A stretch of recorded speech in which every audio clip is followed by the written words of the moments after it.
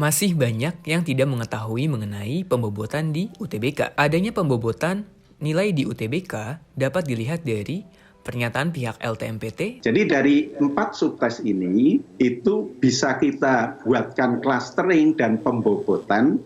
Mau masuk program studi apa dan sebagainya, itu sudah ada faktor-faktor pembobotannya. Pernyataan Unpad mengenai bobot TPS 60% dan bobot TKA 40% di tahun 2019. Adanya bukti bahwa nilai yang secara rata-rata lebih besar belum tentu masuk di jurusan tersebut.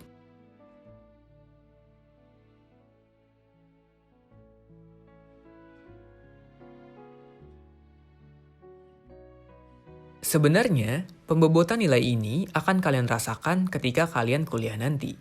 Contoh sederhana, nilai saya saat kuliah dengan range nilai 0 sampai 100. Di sini udah ada nilai suatu mata kuliah tertentu dengan komponen dan bobot yang ada, UTS 30%, presentasi 25%, aktivitas kelas 15%, dan UAS tertulis 30%. Dan nilai yang didapatkan 90 di UTS, 80 di presentasi, 86 di aktivitas kelas, dan 86 di UAS tertulis. Jika dirata-ratakan, nilai saya akan menjadi 85,5. Tetapi, jika dilakukan dengan pembobotan, berarti kita harus cari dulu nilai di setiap komponen atau subtesnya dengan cara kalikan bobot yang ada dengan nilai yang didapatkan. Contoh, di sini ada nilai UTS, nilainya 90, bobotnya 30%. Nah, kita kalikan 90 kali 30 didapatkan 2.700. Untuk presentasi, 80 dikali 25 didapatkan 2000. Aktivitas kelas 86 dikali 15 didapatkan 1290. Dan UAS tertulis 86 dikali 30 didapatkan 2580. Setelah mendapatkan nilai per subtesnya, kita jumlahkan seluruh nilai tersebut didapatkan 8570. Untuk mengetahui nilai akhirnya harus dibagi 100 karena tadi dikalikannya dalam bentuk persen. Didapatkanlah nilai akhir menjadi 85,7. Berbeda 0,2 setelah dilakukan pembobotan. Nah, sekarang kita masuk dengan nilai UTBK yang asli. Misalnya, dua peserta UTBK ini ingin memilih jurusan teknik industri.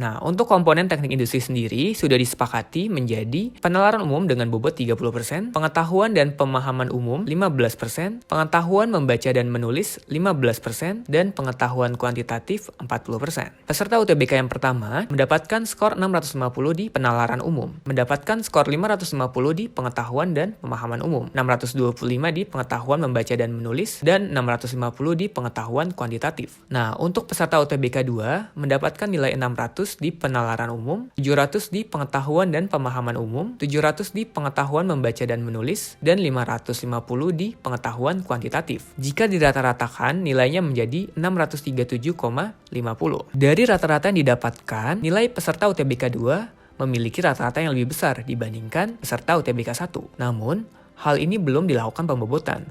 Oleh karena itu, untuk mengetahui nilai akhirnya, siapa yang akan lolos perlu dilakukan pembobotan. Berarti kita harus mencari nilai akhir berdasarkan pembobotannya terlebih dahulu. Sama seperti yang sebelumnya, dikalikan di setiap subtesnya. Pertama, kalikan nilai peserta UTBK 1 di penalaran umum 650 dikali 30, didapatkan 19.500. Yang kedua, untuk pengetahuan dan pemahaman umum, 550 dikali 15, didapatkan 8.250. Pengetahuan membaca dan menulis, 625 dikalikan 15, didapatkan 9.375. Dan yang terakhir, pengetahuan kuantitatif 650 dikali 40, didapatkan 26.000. Skor akhirnya yaitu 63.125. Karena dikalikan dalam bentuk persen, maka harus dibagi 100. Oleh karena itu, nilai akhirnya adalah 631,25. Ini adalah nilai akhir berdasarkan hasil pembobotan. Oke, selanjutnya kita lihat nilai peserta UTBK 2. Sama caranya, kalikan di setiap subtesnya. Yang pertama, untuk penalaran umum,